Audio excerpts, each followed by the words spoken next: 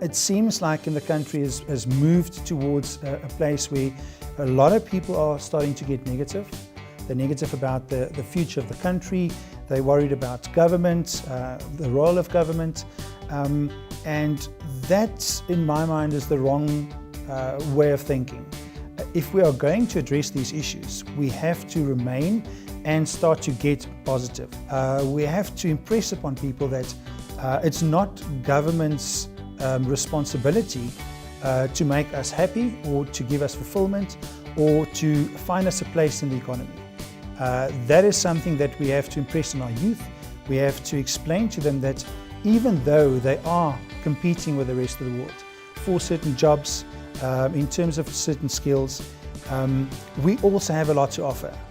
And I think we as social scientists have to really impress that upon our youth.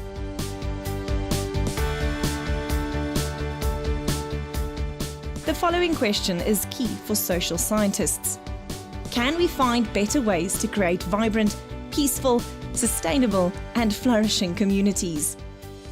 Professor André Heymans is an associate professor with the School of Economics at the Northwest University's Potchefstroom campus. As an economist, he is in a unique position to provide insight for social scientists into the origins of economic growth and the specialization of labor.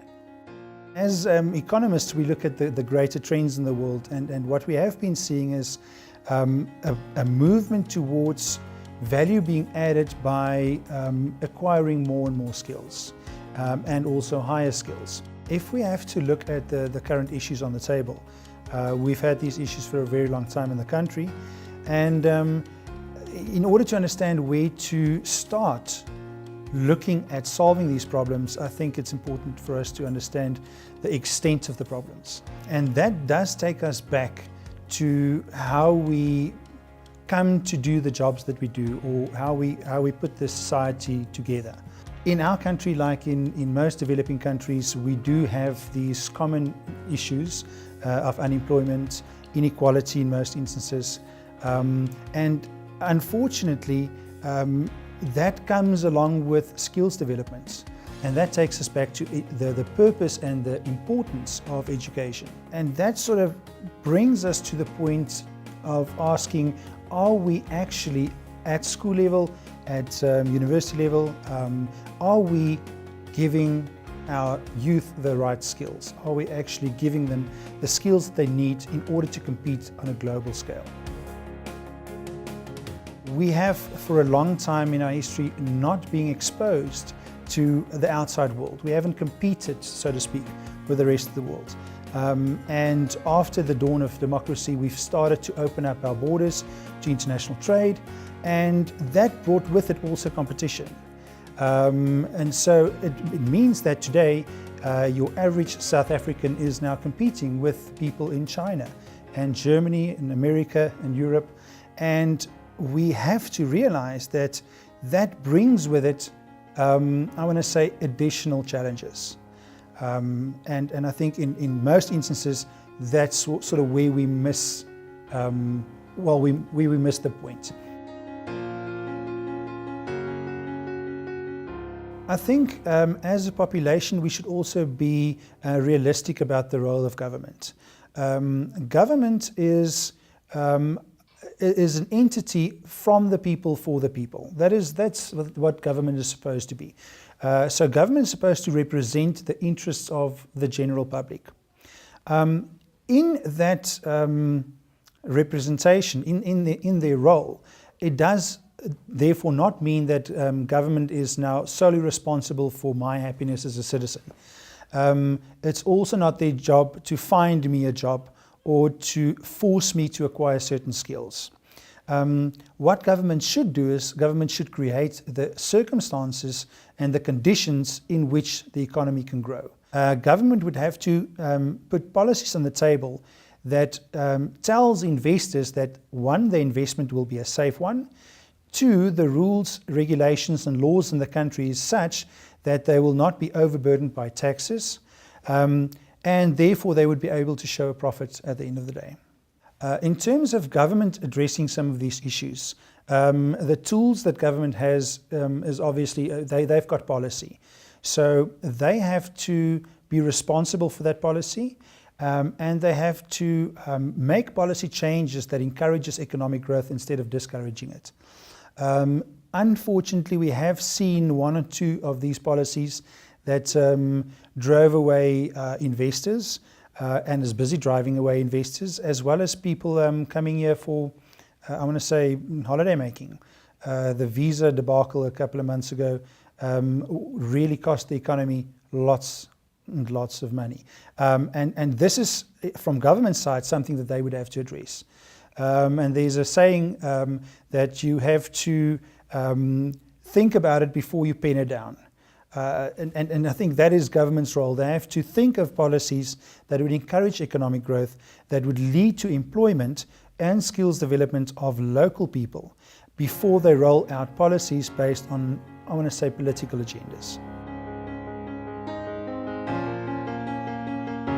We've got an interesting problem in the country. We've got high unemployment, we've got low skills levels, but yet we have a demand for certain skills that the job market sort of fails to offer, fails to supply. And we've seen this in recent history, that there seems to be a perception that there are certain jobs that are below below people's standards. Your plumbers, electricians, things that I want to say your standard blue-collar jobs. And this perception is being driven lately by social media.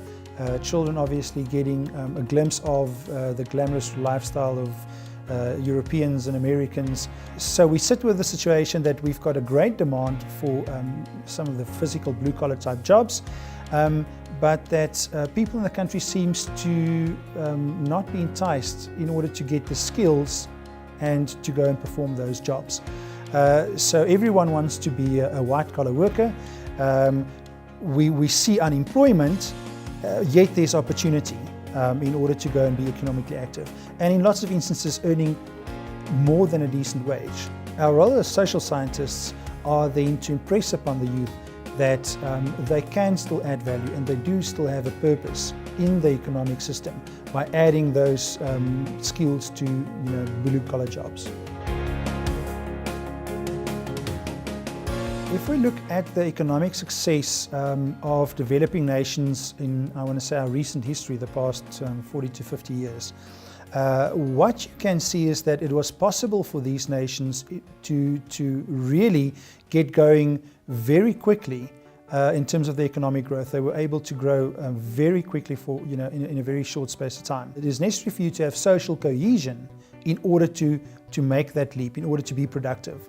There's lots of, I want to say, struggle going on between different socioeconomic groups.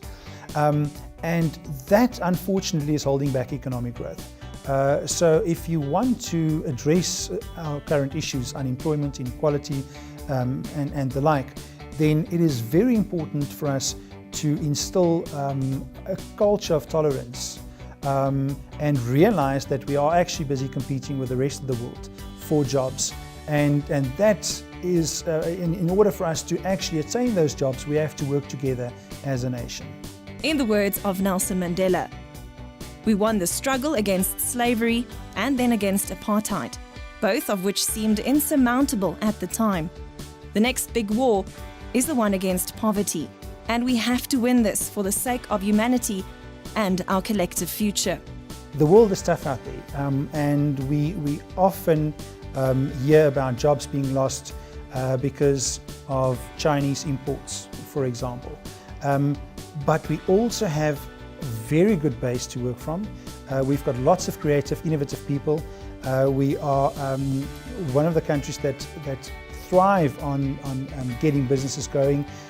Lots of entrepreneurs in the country. And I think if we're going to solve these problems, we have to focus on these positive aspects. When looking at our educational system then, it's important to instill upon our youth the skills necessary in the country, Also keeping in mind the greater trends, economic trends that we see across the world. Like I mentioned earlier, we do see a movement towards automation, artificial intelligence, robotics, 3D printing. These are all, I'm going to say, new trends that are here to stay. And if we are going to compete with other countries and with the citizens in other countries, we have to make sure that our youth and obviously our workforce eventually has those kind of skills in order to compete successfully with the rest of the world.